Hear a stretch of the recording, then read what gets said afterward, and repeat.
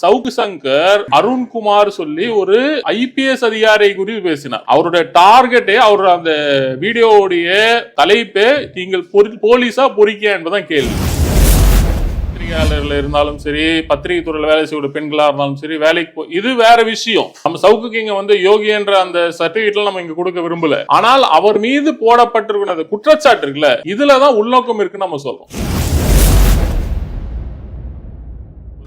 என்னன்னா அவர் சவுக்கு சங்கர் ஆயிட்டாரு. இதே சையத் சுலைமானா இருந்திருந்தாருன்னு சொன்னா அவர் மேல கஞ்சா வழக்கு எல்லாம் கிடையாது. அவர் மேல கஞ்சா வழக்கு போடப்பட்டிருக்க மாட்டாங்க. இந்நேரம் அவரை வந்து NIA கைது செய்யப்பட்டிருப்பாங்க. அவர் மேல UAP நடந்திருக்கும். அவருக்கும் லஷ்கர் தொய்பாவுக்கும் தொடர்புன்னு சொல்லி இந்த ஊடகங்கள் பேசி இருக்கும். அவர் சவுக்கு சங்கர்னாலதான் கஞ்சா கேஸ். இது எனக்கு அனுபவம் இருக்கு. நான் சும்மா பேசல. காவல்துறை அதிகாரிகள் நம்ம பல விஷயங்கள்ல வந்து அவர்களுக்கும் நமக்குமான சில முரண்கள் ஏற்படும் பொழுதுதான் எனக்கு வெளிப்படையா காவல்துறை கூப்பிட்டு பேசியிருக்காங்க. என்கவுண்டர் பண்ணிருப்பேன் நான். எதுக்கு? ஒரு போலீஸ்காரரை அவரால் மன உளைச்சலுக்கு உள்ளான இந்த நபர் ஒரு கூடுதலுக்கு ஒரு சில வார்த்தை பேசினாலும் தவறுதான். பேசியதற்காக நான் என்கவுண்டர் பண்ணிடுவோம், தாலி அறுத்திருப்பேன். நான் என் பொண்ணாண்ட நான் மூஞ்ச காட்ட முடியல, குடும்பத்தையே நாசம் பண்ணிடுவேன். நீ அவனை பெயில் எல்லாம் நீ எடுக்க கூடாது. ஆடியோ இருக்கு. இன்னைக்கு கூட நியூஸ் 18 ஆடியோ இருக்கு. ஒருத்தர் சாதி ரீதியா சொன்னான்னு சொல்லி கமிஷன் ஆபீஸ்ல ஒரு புகார் கொடுத்தீங்க, ஞாபகம் இருக்கா? கொடுத்தோம். நீங்களும் தான் வந்திருந்தீங்க. நாம் தமிழர் கட்சி போலீஸ் அரெஸ்ட் பண்ணா? இல்ல, அரெஸ்ட் பண்ணல. எஃப்ஐஆர் போடுச்சு. தமிழ்நாட்டுல எங்கேயுமே SC ST எஃப்ஐஆர் போடுச்சா? PCR ஆக்ட்ல எஃப்ஐஆர் போடுச்சா? போடல. அப்ப வந்து லெனின் துரைராஜை குறித்து எவன் வேணாலும் என்ன பேசிட்டு போலாம். இன்னைக்கு வந்து என்னால பல புகார்கள் இருக்கு. முஸ்லிம் சமூகத்தை குறித்து அவதூறாக வெறுப்போட பேசி பல 100 வழக்குகள் கம்ப்ளைண்ட்ஸ் இருக்கு. நானே பல வழக்குகள் கொடுத்திருக்கேன். 2023 கொடுத்த ஒரு வழக்குக்கு இன்னைக்கு போலீஸ் போன் போட்டு அந்த கேஸ் என்ன சார் ஆச்சு என்ன கேக்குறாங்க. இன்னைக்கு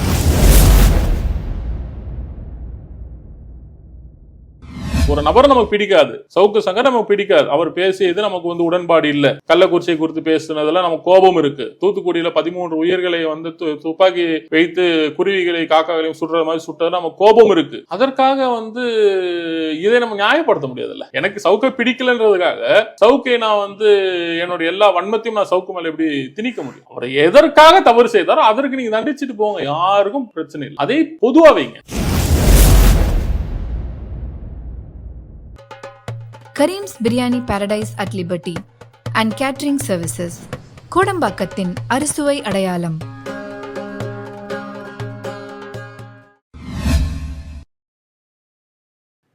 வணக்கம் நண்பர்களே, நான் உங்கள் லெனின் துரைராஜ். இன்னைக்கு நிகழ்கால அரசியல் சூழலை பற்றி நம்மோடு விவாதிப்பதற்காக வெல்ஃபேர் பார்ட்டியினுடைய மாநில துணைத் தலைவர் அன்பு தோழர் முகமது கவுஷ் அவர்கள் நம்மோடு இருக்கிறார். தோழர் வணக்கம், எப்படி இருக்கிறீங்க? நல்லா இருக்கேன். இன்னைக்கு தமிழ்நாட்டுல மிகப்பெரிய பேசும் பொருள், யாரை எடுத்தாலும் சவுக்கு சங்கர், ஃபிலிக்ஸ், சவுக்கு மீடியா, ரெட்ஃபிக்ஸ், இவர்களை பற்றி தான் எல்லோரும் விவாதித்துக் கொண்டிருக்கிறார்கள். குறிப்பாக இன்னைக்கு பொது அரசியல் அறிவற்ற இல்ல அரசியல் புரிதலற்ற நபர்கள், அதாவது வெகுஜன மக்கள் ஃபிலிக்ஸை பற்றியும் சவுக்கு சங்கர் பற்றியும் விவாதிச்சுக்கிட்டே இருக்கிறாங்க. அது சரியா தப்பான்றதெல்லாம் ரெண்டாவது.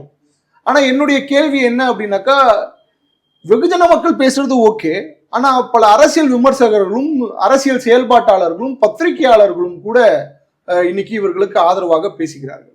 ஒரு கஞ்சா கிட்டத்தட்ட ஒரு 1/2 கிலோ கஞ்சாவை வந்து கைப்பற்றி இருக்கிறதா கூறுறாங்க. அதே போல இந்த இன்டர்வியூவை நீங்களும் ஏத்துக்க மாட்டீங்க, யாரும் ஏத்துக்க மாட்டாங்க.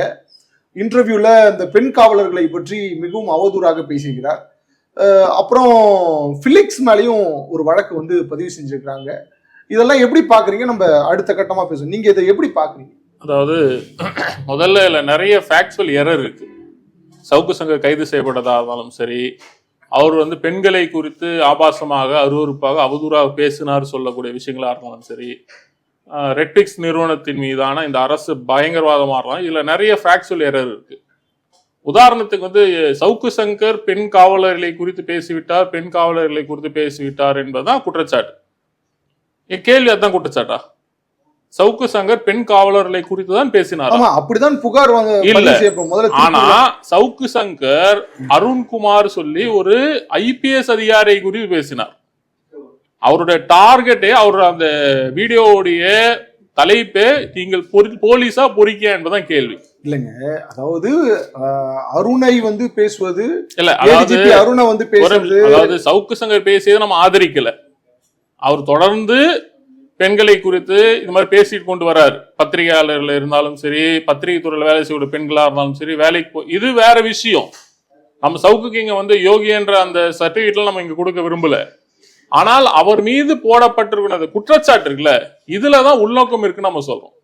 அவர் தவறு செய்திருந்தார் என்றால் அந்த தவறை குறித்து நீங்க வந்து பேசுங்க. அவர் செய்த தப்புக்கு நீங்க ஒரு தண்டனை கொடுங்க. இல்லையே இப்ப நீங்க உங்க உரையில சொன்னீங்க, உங்களோட இதுல அரை கிலோ கஞ்சா, என்ன ரெக்கார்டு இருக்கு? வீட்டுல அரை கிலோ கஞ்சா இருந்ததாக சொல்லப்பட்டு அவராண்ட பறிமுதல் செய்யப்பட்ட பட்டியல் இருக்கு. நான் சொல்றேன் என்னடா ஆதாரம் இருக்கு, நான் சொல்றேன். அரை கிலோ கஞ்சா இருந்ததாக சொல்லப்பட்டு அவர் வீட்டுல நீங்க என்னென்ன எடுத்துறீங்கன்னா, ration card, voter ID, hard disk, laptop, அவருடைய டெபிட் கார்ட்ஸ், பென் டிரைவ், 2 லட்சம் ரூபாய் கேஷ், 3 சிகரெட்.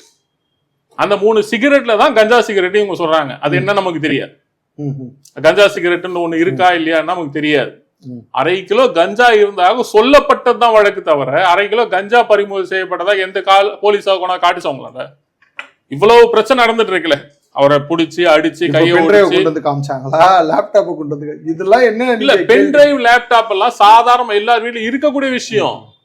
உங்க வீட்டுல இல்லையா? இல்ல இருக்கும், வச்சிருந்திருக்கலாம். கிட்டத்தட்ட சொத்து வந்து 120 கோடின்னு சொல்றாங்க, பேசிக்கிறாங்க. நமக்கு தெரியாது, சொல்றதுதானே சொல்றாங்களே. ஊர்ல இருக்கக்கூடிய அத்தனை நபர்களுடைய சொத்து பட்டியலையும் வெளியிட்டாரு. இன்னைக்கு அவருடைய சொத்து பட்டியல ஒவ்வொருத்தரும் வெளியிடுங்க. உங்க கையில தான் டிஏவிசி இருக்கு இல்லையா, வருமான வரித்துறை இருக்கு இல்லையா, வெளியிடுங்களேன். யார் வேண்டாம்னா நம்ம திரும்ப தான் சொல்றோம். நீங்க சவுக்கு சங்கருக்கு நம்ம யோகியன்ற அந்த சர்டிபிகேட்லாம் இங்க கொடுக்கல. ஆனால் காவல்துறை செய்யக்கூடியதை நம்ம இங்க ஆதரிக்க முடியாது. நீங்க போடக்கூடிய இந்த கஞ்சா கேஸ் இருக்கு இல்லையா, இதெல்லாம் 1980 போடப்பட்ட வழக்குகள். இதெல்லாம் கேரக்டர் ஸ்டைல், கேரக்டர் அசோசியேஷன். இதெல்லாம் ஒரு விஷயம் என்னன்னா, அவர் சவுக்கு சங்கர் ஆயிட்டாரு. இதே சையத் சுலைமானா இருந்திருந்தாருன்னு சொன்னா அவர் மேல கஞ்சா வழக்கு எல்லாம் கிடையாது. அவர் மேல கஞ்சா வழக்கு போடப்பட்டிருக்க மாட்டாங்க. இந்நேரம் அவரை வந்து என்ஐஏல கைது செய்யப்பட்டிருப்பாங்க. அவர் மேல யூஏபி நடந்திருக்கும். அவருக்கும் லஷ்கர் தைபாவுக்கும் தொடர்புன்னு சொல்லி இந்த ஊடகங்கள் பேசி இருக்கும். அவரு சவுக்கு சங்கர்னாலதான் கஞ்சா கேஸ். இது எனக்கு அனுபவம் இருக்கு, நான் சும்மா பேசல. காவல்துறை அதிகாரிகள் நம்ம பல விஷயங்கள்ல வந்து அவர்களுக்கும் நமக்குமான சில முரண்கள் ஏற்படும் பொழுதுதான் எனக்கு வெளிப்படையா காவல்துறை என்னன்னு கூப்பிட்டு பேசியிருக்காங்க. ரொம்ப நாளா நீ தப்பிக்க முடியாது தம்பி, உனக்கு சில வழக்குகள் இருக்குலாம் பேசியிருக்காங்க. ஆனா காவல்துறை நம்ம இங்க வந்து அப்படியே வந்து காவல்துறை நம்ப வேண்டியதும் இல்லை. சவுக்கு சங்கர் எந்த அளவுக்கு வந்து இங்க வந்து நம்ம வந்து யோகியம் இல்லை நம்ம சொல்றோமோ அதே அளவுக்கு தான் காவல்துறை நம்ம வைக்கிறோம். அதே அளவுகோல தான். இல்ல அவர் நிரூபிக்கட்டும், அவர் நிரூபிக்க போறாரு, அவருடைய அட்வொகேட்ஸ் இருக்காங்க. நிரூபிக்க முடியும். நீங்க எதுக்கு தண்டனை கொடுத்தீங்க? இல்ல அடிச்சு கையை ஒடிக்கிறது உங்களுக்கு யாருங்க அனுமதி கொடுத்தா? அடிச்சு கையை ஒடிக்கிறது உங்களுக்கு யார் அனுமதி? அதுதான் விசாரணை கமிஷன் வந்து அமைச்சிருக்காங்க. எந்த விசாரணை கமிஷன் நடந்துச்சு? உங்களுக்கு தமிழ்நாடு மனித உரிமை ஆணையத்துல பல வழக்குகள் இருக்கு கையை ஒடிச்சு. நான் உங்களுக்கு ஒரு சம்பவத்தை ஞாபகப்படுத்தணும்னு நினைக்கிறேன். இந்த அறம் வலைதளம் இருக்குல்ல, அறம்னு ஒரு இணையதளம் இருக்கு. அதுல ஒரு பத்திரிகையாளர் இருக்கிறாரு. அவரை வந்து காவல்துறையினர் தூத்துக்குடி இஷ்யூல கைது பண்றாங்க. கைது பண்ணும் போது, இல்ல கள்ளக்குறிச்சி இஷ்யூன்னு நினைக்கிறேன், ஏதோ ஒரு இஷ்யூல கைது பண்றாங்க. கைது பண்ணும் போது சவுக்கு சங்கர் என்ன பேசுறாரு அப்படின்னாக்கா, நீ பேசினா உன்னை உள்ளதான் சொல்லுவாங்க. அன்னைக்கு ஏடிஎம்கே பீரியடு, ரைட், இது ஸ்டெர்லைட்டுக்கு எதிராக எழுதுறாரு. எழுதும்போது சவுக்கு சங்கர் கிட்ட கருத்து கேட்கிறாங்க. அப்படிதான் ஏன் பண்ணுவாங்க அப்படின்றாரு. நீ தப்பா பேசினா தப்பா தான் காவல்துறை நடந்துக்கும். இன்னைக்கு இவர் தப்பா தான் பேசிருக்காரு, காவல்துறை தப்பா தான் பேசுறது சரின்னே சொல்லலைங்க. அவர் பேசுறது தவறு, அவர் அதை பேசியிருக்க கூடாது. அதுக்கு கையை ஒடிக்கிற தண்டனையா தான் கேட்கிறேன். கையை ஒடிக்கிறது என்ன சட்டப்பிரிவின்படி கையை ஒடிக்கிறது சரி. போயிட்டு ஏதாச்சும் வாய் பேசி இருப்பாருங்க. இப்போ ஒரு சில நான் கேட்கிறேன், நான் உங்களாண்ட கேட்கிறேன், ரோட்ல நான் போயிட்டு இருக்கேன், அடிக்கக்கூடாதுதான், ரோட்ல போயிட்டு இருக்கேன், ஏதோ ஒரு வகையில டிராபிக்கை தாண்டிட்டேன், போலீஸ்கார்ட்ட எருமாடுன்னு என்ன கூப்பிடுறாரு, நான் போய் போலீஸ் வாய் ஒடிக்க முடியுமா? முடியாது இல்ல. இங்க இது ரூல் ஆஃப் தி லா நடக்கக்கூடிய கண்ட்ரி தானே. நீங்க அவர் மேல வழக்கு போடலாம். நீ அவ தப்பு செஞ்சா அதனால நான் கையை ஒடிப்பன்றதும் ஒரு பெண் காவலர்களை சூழ நீங்க வந்து அவரை வந்து நீதிமன்றத்துக்கு கூட்டு போய் போட்டோ எடுத்து நீங்க சோசியல் மீடியா வெளியிடு. உங்களோட இன்டென்ஷன் என்ன? இல்லங்க, அது பப்ளிக் பண்ணுங்க. இது என்ன எது பப்ளிக் பண்ணோம்? எது பெண் காவலர்களோட போகும்போது திமுக காரங்க போலீஸ் பப்ளிக் உங்களுக்கு வந்து பத்திரிகைக்காரங்க நான் உங்களுக்கு அசைன்மெண்ட் தரேன்.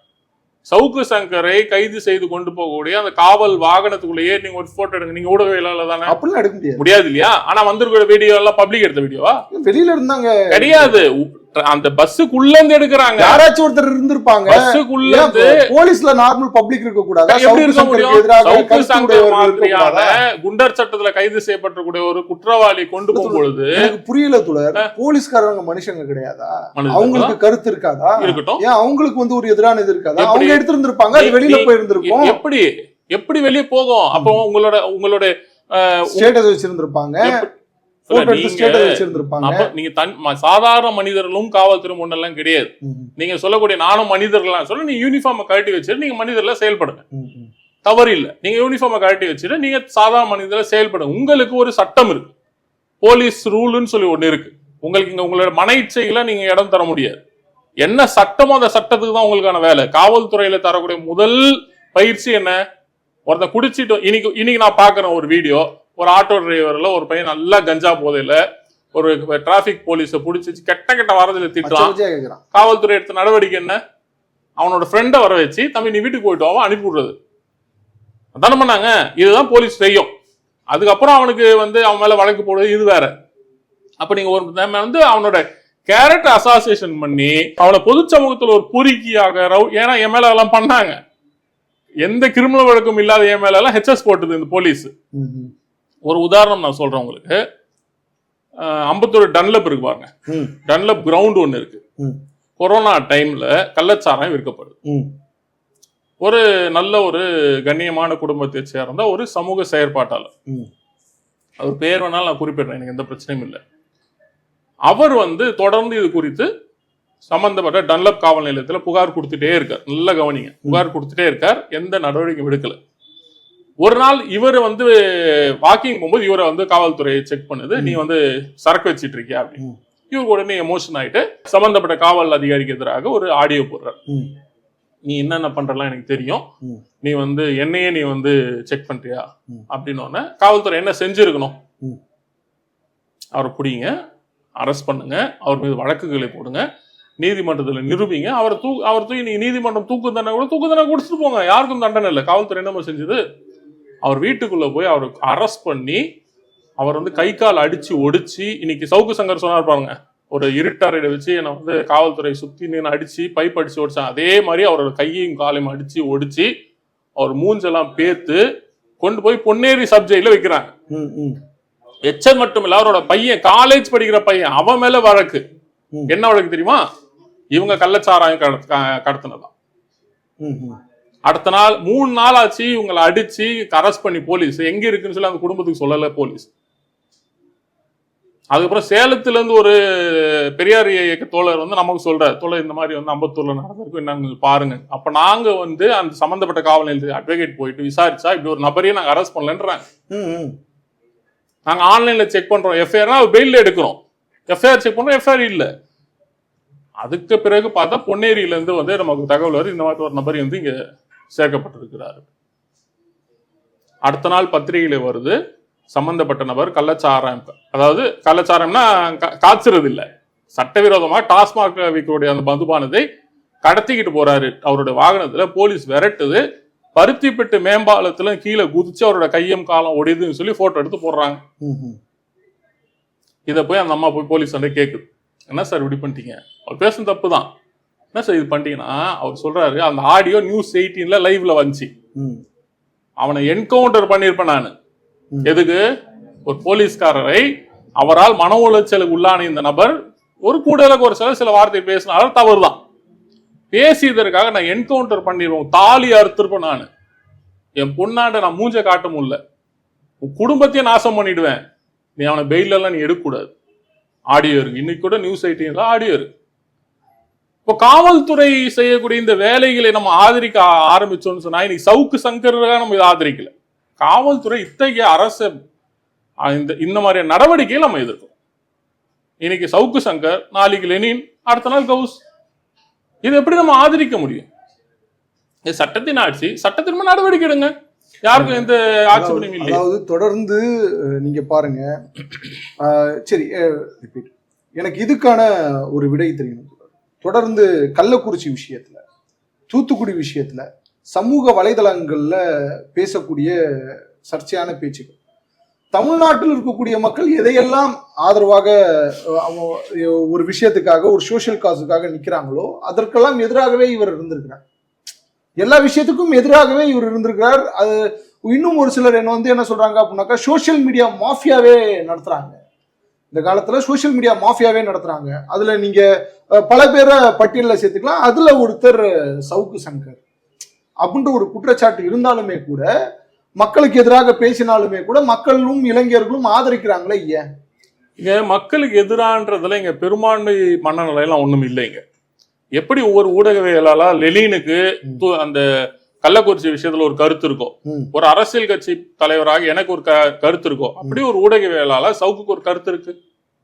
அதை அப்படிதான் நம்ம எடுக்கணும், புரியுதுங்களா? அப்படிதான் அதை எடுத்துக்க வேண்டியது. அதை பர்சனலைஸ் ஏன் பண்ணிக்கிறீங்க?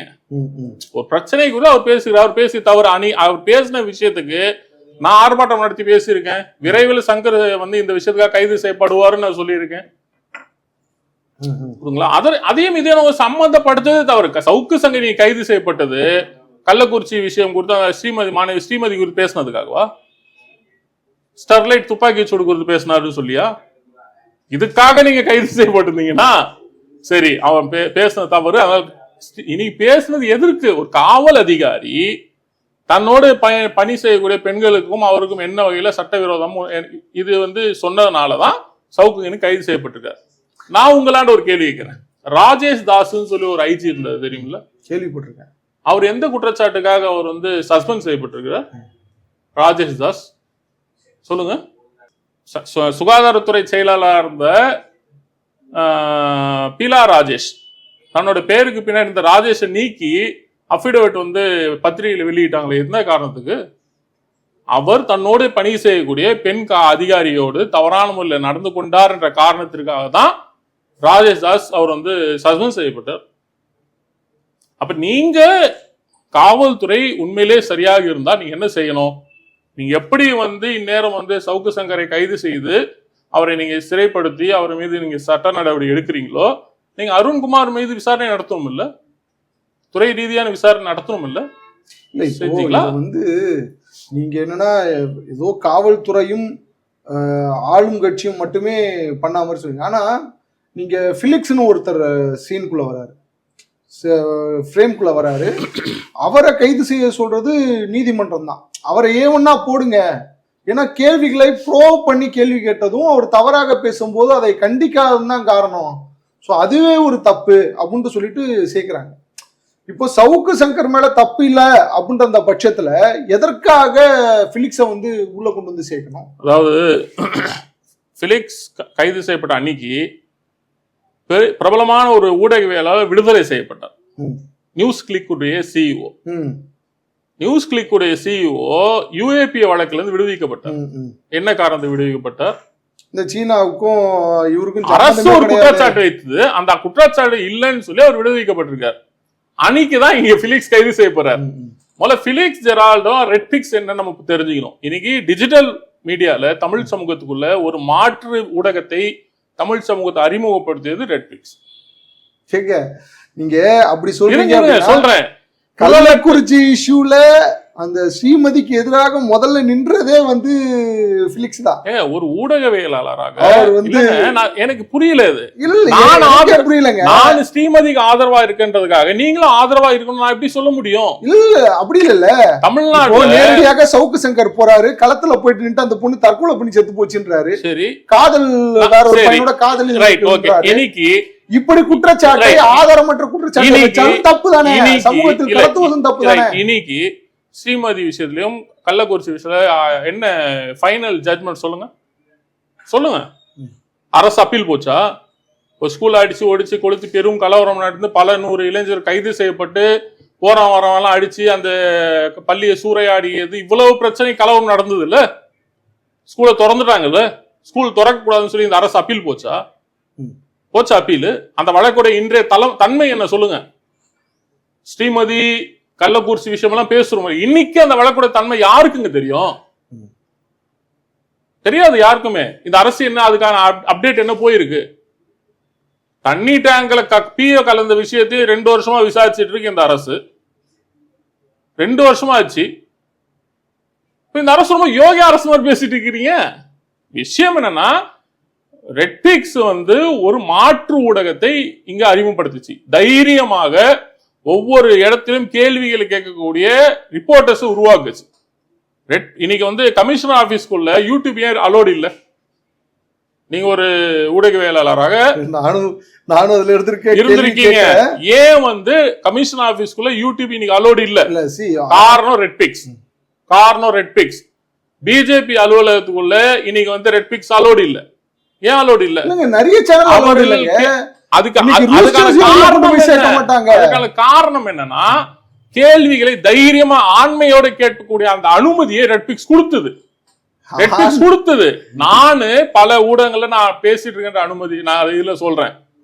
நான் வெளிப்படையா எல்லா ஊடகங்களையும் நான் கண்காணிக்கிறேன். நான் என் கட்சியுடைய PR செக்ரட்டரி நான் தான் பாக்குறேன், ஊடகத்துறை நான் தான் பார்த்துட்டு இருக்கேன் அடிப்படையில் நான் சொன்னேன். யூடியூப்ஸ்ல ஒரு சார்பா இருந்து செயல்படக்கூடிய பல யூடியூப்கள் இருக்கக்கூடிய சூழல்ல எந்த பக்கச்சார்பும் இல்லாம எதிர்க்க இருக்கிறவர்களை கேள்வியாய் துளைத்து பதிலை வாங்கியதுல முன்னணியில இருந்தது நெட்ஃபிளிக்ஸ். அதோட நிருபர்கள். அந்த அனுமதி கொடுத்தெல்லாம் யாருன்னு பாத்தீங்கன்னா ஃபெலிக்ஸ் ஜெரால்ட். அப்ப இந்த ஆளும் வர்க்கத்துக்கு இன்னைக்கு நெட்ஃபிளிக்ஸ் பெரிய தலைவலியா. எப்படி பாரதிய ஜனதா கட்சிக்கு நியூஸ் கிளிக் போன்ற செய்தி சேனல்கள், NDTV போன்ற செய்தி சேனல்கள் எவ்வளவு ஒரு அழுத்தத்தை உருவாக்குச்சோ தன்னுடைய அரசியலுக்கும் செல்வாக்கு, அப்படி இங்க தமிழ்நாட்டுல ரெட்பிக்ஸ் ஆளும் கட்சிக்கு எதிராக. அது நல்லா புரிந்து கொள்ளணும். ஆளும் கட்சி என்பது இங்க திமுக நம்ம சொல்லல. கடந்த ஆட்சியில அதிமுக எதிரான பல்வேறு ஊழல் முறைகேடுகளையும் ஆளும் கட்சியுடைய நிர்வாக திறமையும் பேசியது ரெட்பிக்ஸ் தான். அப்ப ஆளுங்கட்சிக்காக நம்ம எதிராக பேசுறோம். அந்த கட்சி திமுக எதிராக பேசுறோம். திமுக வந்ததுக்கு அப்புறம், ஆட்சிக்கு வந்ததுக்கு அப்புறம் அதிமுக சம்பந்தமா எதுவும் பேச எதுக்குங்க அதிமுக பத்தி பேசணும்? இல்ல, இவர் கொள்கை பரப்பு ஏதோ ஒரு இது வாங்கி வச்சிருக்காரு. சோசியல் மீடியா பொறுப்பு வாங்கி வச்சிருக்காரு. சவுக்கு சங்கர் என்ன தவறு? 2 பேரும் ரொம்ப என்ன தவறு? சவுக்கு சங்கரும் பிலிக்ஸும் ரொம்ப நெருக்கமான உயிருக்கு உயிரான நண்பர்கள். அவங்களுக்கு ரொம்ப அபத்தமா தெரியல. இல்ல, எனக்கு தெரியும். திமுக சவுக்கு சங்கர் பேசின ஒரு வார்த்தையும் நான் உங்களுக்கு சொல்றேன். செத்த பாம நான் அடிக்க மாட்டேன். அண்ணா திராவிட முன்னேற்ற கழகம் செத்து போச்சு, எனவே நான் அதை அடிக்க மாட்டேன். திமுக தான் டார்கெட் பண்ணுவேன். அதே போல அவர் முதல் முறை 2வது முறை சிறையில தூக்கி போட்டதும் அவர் வெளியில வந்தவனும் சீமான் கிட்ட உட்காந்து பேசுறாரு. நான் உதயநிதிக்கு எதிராக நான் போட்டியிடுவேன். சீமானும் சொல்றாரு, இல்லங்க நான் உங்களுக்கு ஆதரவு கொடுப்பேன், உதயநிதிக்கு எதிராக நீங்க இருந்தீங்கன்னா நான் ஆதரவு கொடுப்பேன். இதுக்கு பின்னாடி ஒரு அரசியல் இருக்கு இல்லையா? அந்த அரசியலுக்காக நீங்க ஊடகத்தை பயன்படுத்துறது அது அபத்தமா இல்லையான்னு கேக்குறேன். நானு 3 ஆண்டுகளுக்கு நீங்க முன்னாடி போங்க. தமிழ்நாட்டில் தங்களை முற்போக்காளர்களாக தங்களை ஜனநாயகவாதியாக சொல்லிக் கொண்டு இருந்த ஊடகவியலாளராக நீ யாருடைய மவுத் பீஸா இருக்காங்க? நீ யாருடைய மவுத் பீஸா சொல்லுங்க. அவங்க கிடையாது, ஆளும் கட்சியோட மவுத் பீஸா இருக்காங்க. வெளிப்படையா ஊடகத்துல நான் திமுகவோட சொம்புன்னு சொல்றாங்க. என்ன சொம்பு எல்லாம் சொல்லாது, என்ன அண்டான்னு சொல்லுங்க. நான் அண்டா அளவுக்கு நான் யார சொல்றீங்க? நீங்க பேரை குறிப்பிட்டு சொல்லுங்க. நான் சொல்றேன். எவ்வளவு பேர் இருக்காங்க, எவ்வளவு பேர் இருக்காங்க தோழர், எவ்வளவு பேர் இருக்காங்க. இன்னைக்கு நீங்க உதாரணத்துக்கு சொல்லுங்க, திமுக யூட்டன் இருக்கு. யூட்டன் இப்ப அரசாங்க பொறுப்புல இருக்கிறாரு. எந்த தகுதியின் அடிப்படையில சுந்தரவல்லி கிட்ட வாங்க, செம்புல வாங்க. நீங்க அவங்க திமுக தவறு செய்யும் போதும் சுட்டி காட்டுறாங்க. அவங்க கம்யூனிஸ்ட் தோழர், அவங்க கம்யூனிஸ்ட். அவங்க திமுக ஆதரவாளர் இல்ல, அவங்க கம்யூனிஸ்ட். கம்யூனிஸ்ட் நாளைக்கு நீங்க செஞ்சாலும் தப்புன்னுவாங்க, நான் செஞ்சாலும் தப்புன்னுவாங்க. அவங்களே நீங்க கொண்டாந்து நான் உங்களை நீங்க சுந்தரவல்லி இழுத்த நான் உங்களான்னு கேட்கல. உங்களை ஒருத்தர் சாதி ரீதியா சொன்னான்னு சொல்லி கமிஷன் ஆபீஸ்ல ஒரு புகார் கொடுத்தீங்க, ஞாபகம் இருக்கா? கொடுத்தோம். நீங்களும் தான் வந்திருந்தீங்க. நாம் தமிழர் கட்சி புகார் போலீஸ் அரெஸ்ட் பண்ணா? இல்ல, அரெஸ்ட் பண்ணல. எஃப்ஐஆர் போடுச்சு. இருங்க, தமிழ்நாட்டுல எங்கேயுமே SC/ST எஃப்ஐஆர் போடுச்சா? PCR ஆக்ட்ல எஃப்ஐஆர் போடுச்சா? அப்ப லெனின் துரைராஜை குறித்து எவன் வேணாலும் என்ன பேசிட்டு போலாம். இன்னைக்கு என்ன பல புகார்கள் இருக்கு. முஸ்லிம் சமூகத்தை குறித்து அவதூறாக வெறுப்போட பேச பல 100 வழக்குகள் கம்ப்ளைண்ட்ஸ் இருக்கு. நானே பல வழக்குகள் கொடுத்திருக்கேன். 2023 கொடுத்த ஒரு வழக்குக்கு இன்னைக்கு போலீஸ் போன் போட்டு அந்த கேஸ் என்ன சார் ஆச்சு என்ன கேக்குறாங்க. இன்னைக்கு ஒரு இந்து முன்னணியோடைய தொலைக்காட்சியில் அவ்வளவு அப்பட்டமா ஒரு பாப்பாத்தியும் ஒரு சூத்திர பைய உட்காந்துக்கிட்டு அவ்வளவு அசிங்கமா வந்து முஸ்லிம் சமூகத்தை வந்து பேசுறாங்க. இந்த புகார்கள் கொடுத்திருக்கோம், போய் அரெஸ்ட் பண்ணீங்களா, கையை ஒடிச்சிங்களா? அப்ப ஒரு முஸ்லிம் சமூகத்தை குறித்து எதை பேசினாலும் நீங்க கைது செய்ய மாட்டீங்க. ஒரு தலித் சமூகத்தை சார்ந்த ஒரு ஊடகவியலாளரை சாதி ரீதியா நீங்க பேசுனீங்கன்னா கைது செய்ய மாட்டீங்க. காவல்துறையை பத்தி பேசின உடனே நீங்க அடிச்சு கையை ஒடிப்பீங்கன்னு சொன்னா இது எப்படி ஆதரிக்க முடியும்? நீங்க நேர்மையாளர்களா? கைது செய்யுங்க, எல்லாரையும் கைது செய்யுங்க. எவெல்லாம் அவதூறா பேசுறான், அவதூறா பேசுனா கைது செய்யுங்க, எம்எல்ஏ வழக்கு போடுங்க, சிறைப்படுத்துங்க, யாரும் வேண்டாம்னு சொல்லியே. அப்ப இங்க அரசு ஒரு அஜெண்டாவோட செயல்பட்டு இருக்கு. இந்த விஷயத்தான் பார்க்கணும். தொடர்ந்து ரெட்பிக்ஸ் மீது இந்த அரசுக்கு ஒரு வகையான பார்வை இருக்கு, திராவிட முன்னேற்ற கழக பார்வை இருக்கு அரசுன்றதை விட. அப்போ அவர்கள் ஒரு கட்சி சார்ந்து செயல்படக்கூடாது என்பதை இங்க வந்து ஜனநாயக விரோதம். அது இன்னைக்கு வந்து அதிகமா ஐடி விங்ல பலமா தமிழ்நாடுல இருக்கிறது யாரு? எனக்கு தெரிஞ்சு திமுகவோட பாஜக தான் ஸ்டாக். பாஜக விட்டுடுங்க, தமிழ்நாட்டுல பாஜக நம்ம பெருசா ஒரு திமுக தானே. திமுக தான் இந்த நரட்டிவை உருவாக்குது, புரிஞ்சுங்க. திமுக ஐடி விங் தான். சவுக்கு சங்கர் வந்து அருண்குமாரை குறித்து பேசியதை மழுங்கடிச்சிடுச்சிங்க. அருண்குமார் ஐபிஎஸ் அதிகாரி, அவர் யாரெல்லாம் எனக்கு தெரியாது. அவர் சவுப்பா இருப்பான், நட்டையா இருக்கு, குட்டையா இருப்பான்லாம் நமக்கு தெரியாது. ஆனால் சவுக்கு சங்கர் வைத்த குற்றச்சாட்டு இங்க மறந்துடுச்சு. இதேதான் பிடிஆர் பழனிவேல் தியாகராஜன் மீது வந்து ஹெச் ராஜா ஒரு பேட்டியில சொன்னான். அவ்வளவு ஆபாசமா பேசினான். உடனே ஐடி விங் என்ன முடிச்சு, ஹெச் ராஜாக்கெல்லாம் கவுண்டர் தரவுக்குலாம் இவங்க வந்து ஆள் இல்லை. உடனே பிடிஆரை குறித்து பேசியதை இந்த பக்கம் டைவெர்ட் பண்ணி பேராசிரியர் ஜவஹர்லால் பக்கம் திருப்பி விட்டாங்க. சிவகார்த்திகேயனோட அப்பா செத்ததுக்கும் ஜவஹர்லால் காரணம் சொல்லி ஒரு ட்விஸ்ட் பண்ணி விட்டாங்க. இதை பண்ணதும் திமுகவுடைய IT wing. DMK IT wing சும்மி வண்ண காவியங்கள்ன்ற பேர்ல தொடர்ந்து இஸ்லாமிய வெறுப்பையும் இங்க தமிழ்நாட்டுல போற்றப்படக்கூடிய தலைவர்களை வந்து வேற அது வந்து பர்சனலா அவங்க வேற ஏதோ அந்த பசங்க யாருங்க என்னன்னு திமுக பேசி திமுகவுடைய நான் சொல்ல விரும்பல தோழர், இதுக்கெல்லாம் சொல்ல கம்ப்ளைண்ட் பண்ணீங்க விட்டுடுங்க தோழர்னு சொல்லி திமுக என்னன்னு பேசினாங்க, திமுக ஆதரவு என்னன்னு பேசினாங்க, ஏன் பேசினாங்க? திமுகவே நேரடியா பேசி திமுகவுடைய பிரச்சார பீரங்கியா இருந்தவங்க என்னன்னு பேசினாங்க, யாரும் தெரிஞ்சிருச்சு இல்லையா? அப்ப விஷயம் இங்க சிம்பிள். நீங்க ரொம்ப காம்ப்ளிகேட்லாம் இந்த விஷயத்துல பண்ணீங்க. சவுக்கு சங்கர் பெண் காவலர்களை குறித்து பேசிய தவறு, அதற்கு என்ன சட்டம் இல்ல, அதுக்கு ரிஃப்ளெக்ட் பண்ணாம ரியாக்ட் பண்ணாம உட்கார்ந்துட்டு இருந்த பிலிக்ஸ் பண்ணதும் தவறு. அதாவது ஒரு ஊடகவியலாளராக அவர் வந்து அந்த விஷயத்தை மியூட் போட்டிருக்கலாம். அதற்காக தான் யூடியூப்ல முன்னாடியே தவறு நம்ம எப்படி சொல்றோம், டிக்ளைமர் எதுக்கு போடுறது, பொறுப்பு நான் இல்லைன்னு சொன்ன அப்புறம் நான் எதுக்கு தவறா இல்லையா நான் சொல்லணும். டிக்ளைமர் போறீங்களா, ப்ரூவ் பண்ற மாதிரி கேக்குறாரு. அப்படியே ஆமா, இப்ப நீங்க என்ன ஒரு விஷயம் சொல்றீங்க, ஒரு அருண்குமார் ஐபிஎஸ் குறித்து பேசுறீங்க, அப்படியா தோழர், உண்மையா தோழர் அப்படின்னு நான் கேட்க மாட்டேனா? எப்ப இல்ல, ஏன்னா நீங்க வந்து தகவல் தர வரீங்க, எனக்கு தெரியாது. ஒரு ரெட்ஃபிக்ஸ் உடைய எடிட்டரா இருக்கக்கூடிய ஃபெலிக்ஸ் ஜெராலுக்கு அருண்குமாரை குறித்து தெரியாது. அப்ப அருண்குமார் ரெட்ஃபிக்ஸ்ல வந்து இவர் வராரு, நான் பேட்டி தரேன், இந்த விஷயத்துக்கு நான் எக்ஸ்போஸ் பண்ணணும்னு வராரு. தொடர்ந்து குரலற்ற சமூகத்திற்கு குரலை கொட்டுறது ரெட்ஃபிக்ஸ். நான் அதை வெளிப்படையாக சொல்றேன், ரெட்ஃபிக்ஸ் நான் அந்த அளவுக்கு ஆதரிக்கிறேன்.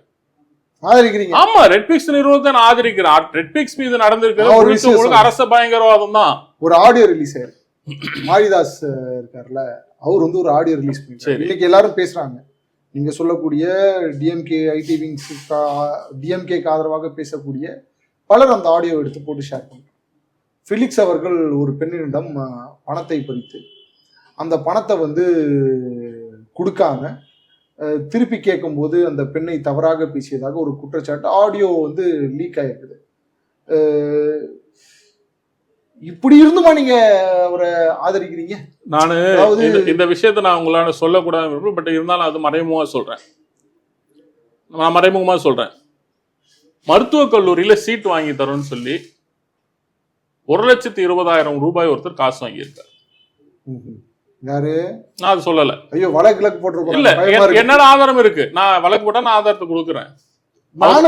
அவர் சொன்னது யாரு தெரியுமா? முதலமைச்சருடைய மனைவி எனக்கு தெரியும், சுகாதாரத்துறை அமைச்சர் எனக்கு தெரியும். நான் சீட்டு வாங்கி தரேன்னு சொல்லி காசு வாங்கியிருக்காரு. ஆவடி கமிஷன் ஆபீஸ் புகாராயிருக்கு. நான் சும்மாலாம் சொல்ல, புகாராயிருக்கு.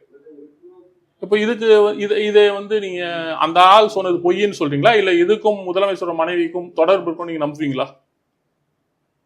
சொல்லுங்க. விசாரிக்கட்டும், வழக்க போடுறோம். அது வரைக்கும் ஏன் நீங்க அவசரப்படுறீங்க? ஏன் நீங்க மீடியா ட்ரையல் பாக்குறீங்க? நெட்ஃபிளிக்ஸ் தப்பு செஞ்சதுன்னா விசாரிக்கட்டும், வழக்கு போட்டுட்டோம். நீங்க அதுக்குள்ள வீட்டுக்குள்ள பூர்றீங்க, அந்த ஒய்ஃப் அவங்க மனைவியோட எல்லா சொத்து பத்திரத்தெல்லாம் நீங்க தூக்கிட்டு போறீங்க, ஒரு ஸ்டூடியோக்குள்ள பூர்றீங்க, கேமரா அத்தனை அள்ளிட்டு போறீங்க. இந்த உரிமை உங்களுக்கு யாருங்க கொடுத்தது? 4 கேமரா 2 ஹார்ட் டிஸ்க், இந்த உரிமை யாருங்க உங்களுக்கு கொடுத்தது? யார் கொடுத்தது? அந்த வீடியோ பிரச்சனை. யூடியூபுக்கு கம்ப்ளைண்ட் போடுங்க, யூடியூப் தூக்கிட்டோம் அந்த வீடியோவை. அதான ரூலு, அதான சட்டம், அதான பண்ணணும். கருப்பர் கூட்டம்னு ஒண்ணு இருந்துச்சு, உங்களுக்கு தெரியும். அவர்களுடைய ஆபீஸே சீல் பண்ணாங்க, உள்ள இருந்த எல்லாத்தையும் தூக்கிட்டாங்க. இன்னும் போராடி கொண்டிருக்கிறார்கள். அவர்கள் யாருக்காக பேசினார்கள்னு தெரியும், எந்த ஐடியாலஜிக்காக நின்றார்கள்னு தெரியும். இன்னும் அவர்கள் மீது வழக்கு இருந்துட்டு தான் இருக்கு. சரி, அங்க போடும் போதும் அப்படிதான் இருக்கு, இங்க போடும் போதும் அப்படிதான். கருப்பர் கூட்டம் பக்கம் நான் நிக்கல. கருப்பர் கூட்டம் பேசியது உங்களுக்கு அது நம்பிக்கை சார்ந்தது. ஒரு பெரும்பான்மை சமூகம் முருகனை தங்களுடைய தெய்வமா நம்புது. அவர்களை கந்த சஷ்டியை தங்களுடைய தெய்வ பாடலா பாடுறாங்க. உங்களுக்கு என்ன பிரச்சனை? நீங்க விமர்சனமா அறிவியபூர்வமான நீங்க அறிவியபூர்வமா விமர்சிச்சுட்டு போங்க. ஆனா அந்த கருப்பர் கூட்டத்துக்காக நான் அந்த நேரத்துல அரச படுகொலை நடந்தனால நான் அதை கண்டிச்சிருப்பேன். கண்டிச்சேன் இல்லையா? குண்டாஸ் போட்டதுக்காக. ஏன்னா குண்டாஸ் என்பது பயங்கரவாத சட்டம் தான். அது புரியுதுங்களா? ஒரு எந்த ட்ரையலும் இல்லாம ஒருத்தன் அரெஸ்ட் பண்ணி அங்க திருச்சியில ஒரு வழக்கு, திருப்பூர்ல ஒரு வழக்கு, அங்க இங்க ஒரு 7 வழக்கு இவங்களா புட்டப் பண்ணி ஒருத்தன் குண்டாஸ்ல போறதெல்லாம் இது அரசு பயங்கரவாதம் தானே, அதிகார வெறி தானே. இதெல்லாம் இன்னைக்கு ஃபிலிக்ஸ்னுடைய ரெட்ஃபிக்ஸ்னுடைய கேமரா எக்யூப்மெண்ட்ஸ் அதெல்லாம் எடுத்துட்டு போயிருக்கிறாங்க. ஆப்வியஸ்லி சவுக்கு சங்கர்னுடைய அலுவலகத்தையும் சீல் வைத்திருக்கிறார்கள், வீடியும் சீல் வைத்திருக்கிறார்கள். யார் கருத்து சொன்னாலும், அதாவது அரசுக்கு எதிராகவோ இல்ல காவல்துறைக்கு எதிராகவோ இல்ல இந்த சமூகத்துக்கு எதிராக இல்ல அவர்கள் பொது மக்களுடைய மனதில் ஒரு தீய விஷயத்தை கொண்டு போய் திணிக்கக்கூடிய வேலையை யார் பார்த்தாலும் அரசாங்கம் இப்படிப்பட்ட நடவடிக்கை எடுக்குமா? அதுக்கு சட்டத்தில் இடம் இருக்கிறதா? எடுக்கணும். ஒரு போட்டோ காட்டுறேன் உங்களுக்கு, நீங்க பாருங்க. இந்த போட்டோ ஞாபகம் இருக்கு உங்களுக்கு? நீங்க கேமராலயும் ஜூம் பண்ணி வேணா காட்டுங்க. என்ன போட்டோ இது? நிர்மலா சீதாராமனோட தமிழ்நாட்டுடைய விளையாட்டுத்துறை அமைச்சர் பிச்சை கேட்கிற மாதிரி ஒரு நடவடிக்கை எடுங்க. நீங்க கேட்டீங்கல்ல, யாரு தப்பு பண்ணாலும் யாராவது இதுக்கு என்ன நடவடிக்கை எடுத்தீங்க? இந்த நிகழ்வு நடந்து 1.5 வருஷம் ஆச்சு. அவர் யாருக்காக போய் காசு கேட்டாரு? உங்க அப்பா வீட்டு காசை தரேன்னு சொல்லி யாராக எதுக்கு கேட்டாரு? தமிழ்நாட்டு மக்களுடைய பேரிடர் மேலாண்மைக்கான காசை கேட்டாரு. இப்படி ஒரு கார்ட்டூன் வெளியிட்டு ஒரு பத்திரிகை, இந்த பத்திரிகை நீங்க என்ன நடவடிக்கை எடுத்தீங்க? என்ன நடவடிக்கை எடுத்தீங்க? அப்போ உங்களுக்கு அவெல்லாம் நீங்க கண்டுக்காம கடந்து போகணும். திராவிட மாடல் அரசு இங்க இருக்கக்கூடிய பிற்படுத்தப்பட்ட சமூகங்களும் பட்டியல் சமூக மக்களும் சிறுபான்மை சமூகம் பேசினா உடனே நீங்க வழக்குகளை பதிவீங்க. இந்த மாதிரி குண்டாஸ்ல அடிப்பீங்களா? நீங்க உண்மையிலேயே திராவிட மாடல் அரசுனா நடவடிக்கை எடுத்துக்கணும்ல. யாரை பத்தி பேசினாங்க? உங்க வீட்டு பையனை பத்தி பேசினாங்க, எங்களோட அமைச்சரை குறித்து பேசினாங்க. இந்த பத்திரிகை மேல என்ன நடவடிக்கை எடுத்தது அரசு? ஒண்ணும் இல்லையே. நம்ம அரசாண்ட சொல்லுவது இந்தியா கம்யூனிஸ்ட் நாடு இல்லை. அரசுக்கு எதிராக பேசினா உடனே சிறைப்படுத்துவதும் தலையெடுப்பதும் கம்யூனிஸ்ட் நாடு ஜின்பிங் சிங் இங்க வேணா நடக்கலாம், அது வட கொரியால நடக்கலாம், ரஷ்யால நடக்கலாம். இந்தியாவில் அதுக்கு அனுமதி இல்லை. இந்தியா என்பது ஒரு ஜனநாயக நாடு. உலகமே இந்தியாவை உத்து பார்க்குது, இந்தியாவை மதிக்குதுன்னு சொன்னா அது இந்த ஜனநாயக சட்டம் தான். இங்க எல்லாருக்கும் பேச சுதந்திரம் இருக்கு. ஒரு போக்குல நீங்க ஒரு இதை அடிச்சு விட்டு போறீங்க. கம்யூனிஸ்ட் நாடு கிடையாது. ஆமா, இல்ல நாட் லைக் தட். எந்த கம்யூனிஸ்ட் நாடுல ஜனநாயகம் இருக்கு? இங்க இதுல சோவியத் யூனியன்ல என்ன? சோவியத் யூனியன் இல்லையே. இருந்துச்சுல. கம்யூனிஸ்ட் நாட்டுல என்ன இருந்துச்சு? அன்னைக்கு கம்யூனிஸ்ட் சோவியத் யூனியன் இருக்கா? 8 மணி நேர வேலை கிடைச்சது யாருனால? சோவியத் யூனியனால. மாத்திடுவீங்களா? பெண்களுக்கு சம உரிமை கிடைச்சது எதனால? பெண்களுக்கு அடிச்சு சம உரிமை. அதாவது இந்த வார்த்தையில ஒரு எப்படி சொல்ல, வாழைப்பழத்துல ஊசி இறக்குற மாதிரி இறக்கிட்டு போய். அது கம்யூனிஸ்டுகள் மேல இந்த விவாதம் கம்யூனிஸ்டுகளை குறித்து இல்ல, குடுத்துகள் இல்ல. நீங்க போகும்போது ஒரு வார்த்தையை சொல்லிட்டு போறீங்களா? கம்யூனிஸ்ட் நாடு இன்னைக்கும் நான் உங்களுக்கு நான் சொல்லணும்ன்ற அவசியம் கிடையாது. கியூபா என்ன நாடு தோழர்? சொல்லுங்க, நான் கேட்கிறேன் தோழர். கம்யூனிஸ்ட் சித்தாந்தத்தை பின்பற்ற தானே. ஆமா, இன்னைக்கு உலகம் நாடுகள் முழுவதும் கொரோனா பாதிக்கப்பட்ட போது மருத்துவர்கள் அனுப்பிச்சாங்க தோழர். நல்ல ஒரு டெவலப்மெண்ட் இருக்கு. இருக்கட்டும், நீங்க ஒரே ஒரு நாட்டை வைத்துக்கொண்டு ஜனநாயகம் இருக்கு தோழர். இந்தியா மாதிரியான ஜனநாயகம் வெனிசுலால எங்க இருக்கு? இந்தியாவை மாதிரியான ஜனநாயகம் உலகத்துல எந்த நாட்டிலும் இல்லைன்னு நான் சொல்றேன்.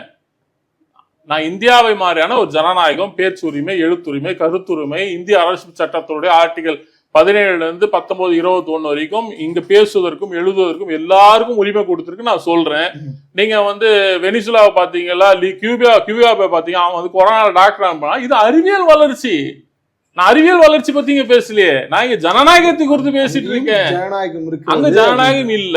நம்ம தனியா ஒரு கம்யூனிஸ்ட் நாடுகள் என்ன ஜனநாயகம் இருக்கு, நம்ம அது தனியா பேசுவோம். நிச்சயமாக நம்ம பேசுவோம். இங்க இதுக்கு வாங்க, இந்த மேட்டரை முடியும். அப்ப இங்க சட்டத்தின் ஆட்சி நடக்குதுன்னு சொல்லும் பொழுது இங்க சட்டப்படி நடத்துங்கன்னு தான் நம்ம காவல்துறையை நோக்கி சொல்றோம்.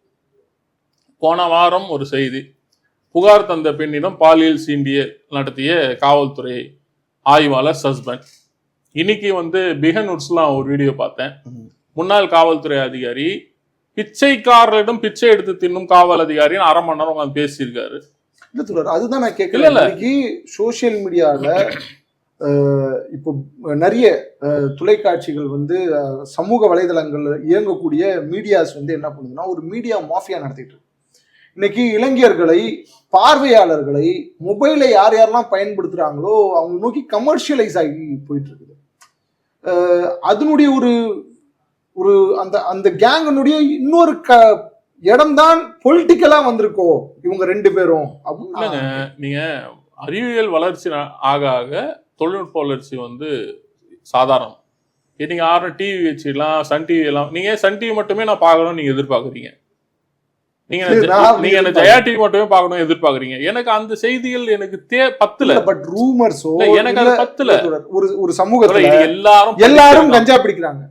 இன்னைக்கு இப்ப ஒரு நார்மலா எல்லாரும் கஞ்சா பிடிக்கிறாங்க, எல்லாரும் ஊசி மாத்திரை பயன்படுத்துறாங்க, எல்லாரும் சாராயம் அடிக்கிறாங்கன்னு வச்சுக்கோங்க. அடுத்த ஜெனரேஷனை நம்ம டெவலப் பண்றதுக்காக போறோம். அவர்கள்கிட்ட எல்லாரும் இப்படி பண்றாங்க அப்படின்னாக்கா அவனும் அப்படித்தானே போவான். அவன் அதுல இருந்து மீட்டு கொண்டு வர்றதுக்கு ஒரு சில நெறிமுறைகள் யார் செய்யணும்? அரசு செய்யும். அப்படிதான் முயற்சி எடுத்திருக்கு. 2 பேர் விஷயத்துல என்ன முயற்சி எடுத்தீங்க? அதுக்குதான் நான் உங்களால கேக்குறேன். இந்த 2 பேர் மட்டும் தானா இனி எடுக்கும்? எடுங்க. இந்த 2 பேருக்கு முன்னாடி லெனினை நீங்க ஒரு விண்ணப்பம் வைங்க. பல விண்ணப்பம் இருக்கின்றன, பல புகார்கள் இருக்கின்றன. இவர்கள் போன வாரம் பேசுனதுக்கு நீங்க உடனே ரியாக்ட் பண்ணிட்டீங்களே.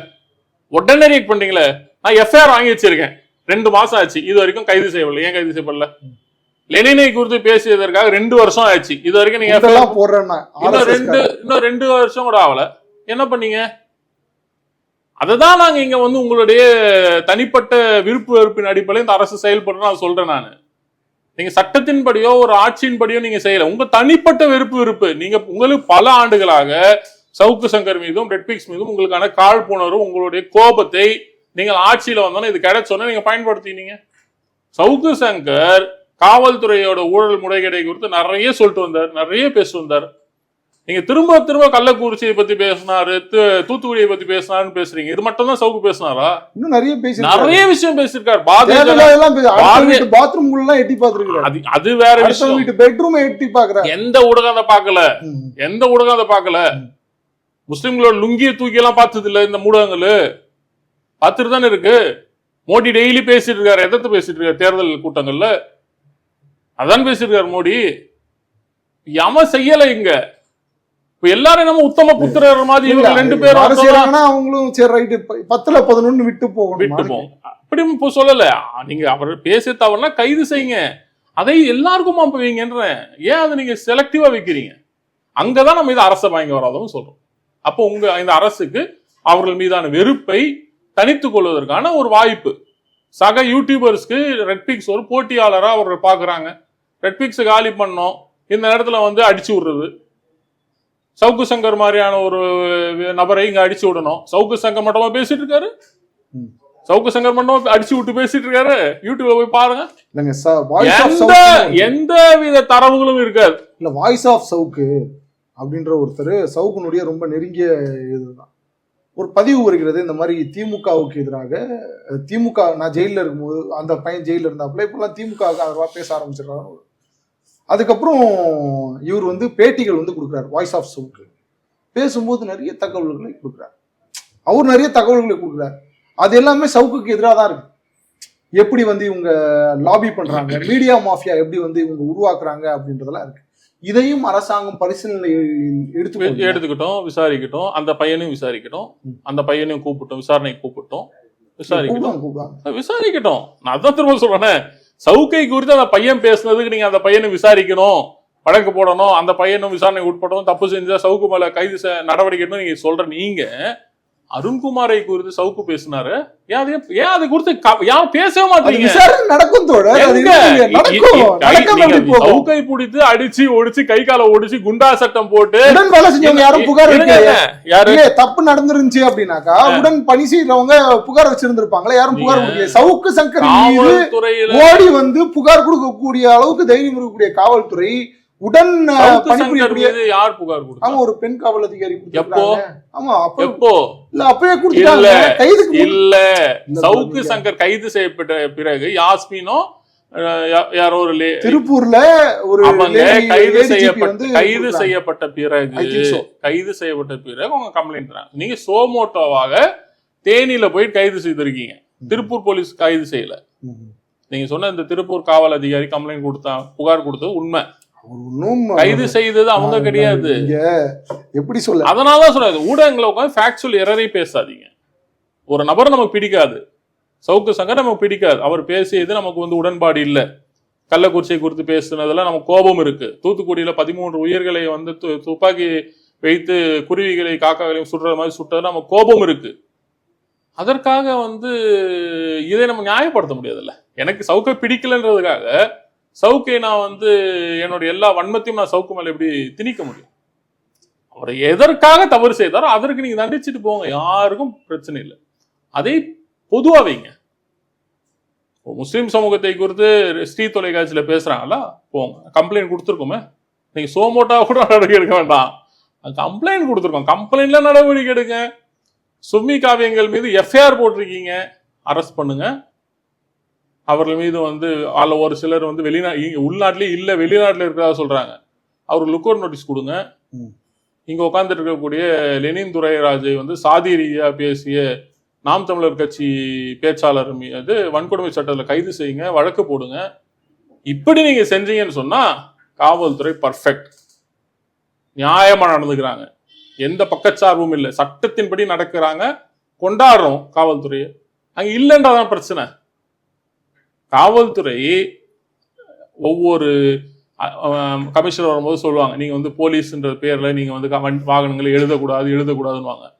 சமீபத்துல உத்தரவே போட்டாங்க, போலீஸ், இபி, பிரஸ்லாம் நீங்க ஸ்டிக்கர் ஒட்டக்கூடாதுன்ட்டு. எத்தனை காவல்துறை இது வந்து ஏத்துக்கினாங்க? இன்னைக்கு கூட நீங்க கமிஷனர் போனீங்கன்னா பல காவலர்கள் வாகனங்களை தனிப்பட்ட சொந்த வாகனங்கள் போலீஸ்னு ஒட்டி இருக்கு.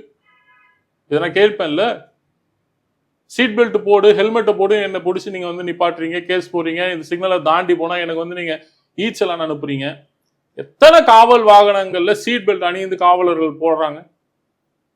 இது ஒரு சாதாரண குடிமகனை கேட்பதற்கு உரிமை இருக்குல்ல. இப்பெல்லாம் கேமரா வந்துருச்சு, போட்டோ எடுத்து ஃபைன் போடுங்க. உங்களுக்கு எனக்கு தான், காக்கி சட்டைகளுக்கு இல்ல. நீங்க வேணா இதே சிக்னல்ல போயிட்டு ஒரு நாள் வந்து நின்று எடுங்க.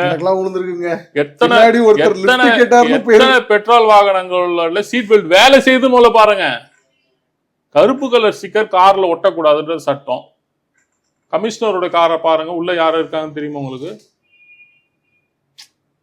இதை வந்து ஒரு சில புரோட்டோகால்ஸ் இருக்கலாம். என்ன புரோட்டோகால்ஸ்? முதலமைச்சர் வாகனத்துல முதலமைச்சர் உட்கார்ந்து தெரியுதுங்க, இதுக்கு மேல என்னங்க புரோட்டோகால்? முதலமைச்சர் வாகனத்துல கருப்பு ஸ்டிக்கர் ஒட்டியிருக்கா?